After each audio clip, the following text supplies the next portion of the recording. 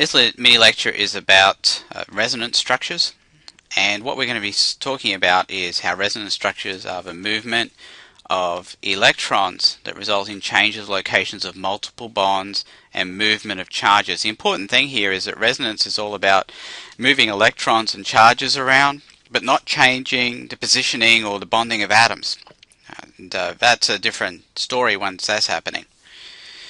Now, when we're looking at a resonance structure, it represents the extremes of electron movement. And what the compound looks like is usually something in between those two structures. Let's take a look at an example of that.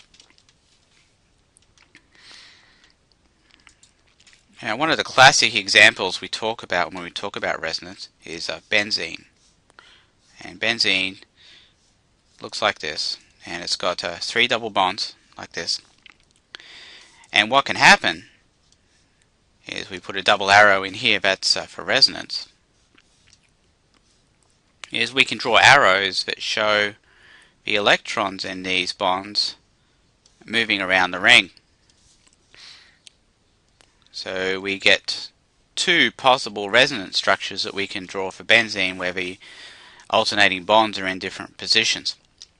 But the thing with benzene is that benzene really doesn't look like this. These represent the extremes, but the truth of what benzene looks like is actually somewhere in the middle. So benzene is actually more often expressed not with the 3 double bonds, but you'll often see it with a circle in the middle. And that circle is indicating we really don't know where the double bonds actually are, and that really each of these bonds is really like 1.5 bonds all the way around. And these represent the extremes, and this represents the true situation. But still, it's important for us to know what the extremes are so we can figure out what the real situation is. So that's what we're going to be talking about, is how to draw these resonance structures and how to interpret them.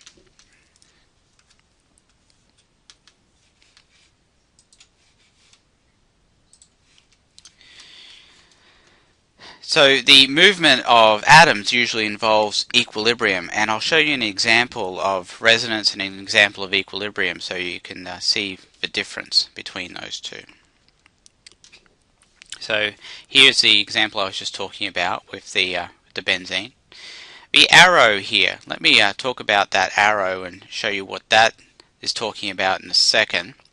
But here's another example of resonance where we're moving the electron and charge here, and it really looks like this. But the ones that are going to interest us the most are situations involving anions. And here is the main pattern that we're talking about when we're talking about resonance. X, Y, and Z can be any atom, and what we're looking at here is the movement of a double bond after an electron has formed a double bond next to it. So here's an example of resonance right here. This would be X, Y, and Z.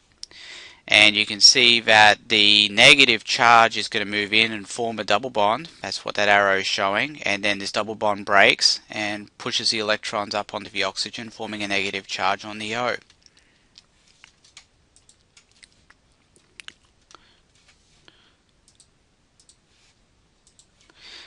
So here's an example of that, or at least another explanation. We've got the X,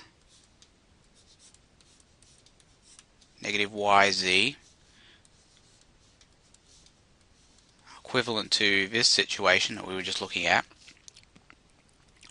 So what's going to happen is the negative charge goes in and forms a double bond here. Now what you've got to remember is that this negative is as a result of an extra electron that's with a lone pair. So what we're doing is we're taking both of those electrons, and that's what this arrow is showing. The tail of the arrow comes from the electrons, and the head of the arrow goes where the electrons are going, and that's into this bond here. Now as you can see, there's going to be another bond down here of the carbon atom. If I don't move this bond here, I'm going to end up with a situation where we've got 5 bonds on this carbon atom, and that just ain't going to happen. So what we're going to do is move 2 electrons out of this bond and put them on the oxygen. And that's resonance right there. So the final structures are going to look like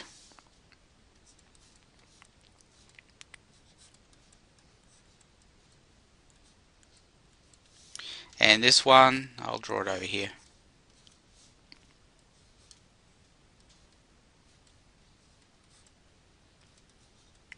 And you can see the net effect is that the double bond has moved here and the charge has moved over here.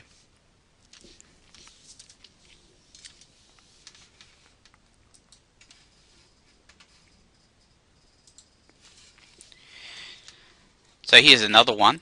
The negative charge moves in, forms a double bond. This bond moves up here, forms a negative charge on that oxygen. Here's another one. The negative charge moves in here and the electrons from the bond move over here. Now I want you to realize that this is pretty much the only pattern that we need to talk about when we're talking about anions and resonance. Because let's say we move the anion over here, then it can't interact with the double bond. It has to be on this carbon right here if it's going to interact and move around. So this is not subject to resonance. This one doesn't have a double bond to interact with, so there is no resonance here either. In this case, the negative charge is on the double bond, and again, it can't move. It has to be adjacent to it. It has to be here in order to form resonance. In this situation, what we're looking at is equilibrium, because we've got the movement of atoms going on here. Notice how you got the double arrow. That double arrow is different to a double-headed arrow because we're talking about equilibrium. Equilibrium is affected by all sorts of factors like pH, heat, reactant concentrations. Resonance is not affected by any of those. If you look at back over here, this situation with the benzene happens regardless of what's going on with pH or temperature or anything else. Start moving atoms around, we're not talking about resonance anymore, we're talking about equilibrium. The relationship of resonance to acidity is kind of like we were talking about earlier with our acidity discussion. If you haven't looked at that mini lecture, I suggest you would. Let's say you were comparing the acidity of this compound, acetic acid, to ethanol. What we would do is do exactly what we had done in the past, and that is we take the H plus off, leave a negative charge on the oxygen. The question then becomes, which anion is more stable? I would argue that the anion that undergoes resonance is going to be more stable because the negative charge can move around between these two oxygens. Effectively, each oxygen is carrying half a negative charge instead of one oxygen carrying a full negative charge. That's the situation we've got here. So this anion undergoes resonance and this one doesn't. So the reason that this anion is more stable than this one is because it's resonance stabilized. Therefore, this anion is more stable than this anion, so this compound, this acid, is more acidic than this compound here. So it's always this anion is more stable than this anion, so this compound is more acidic than this compound.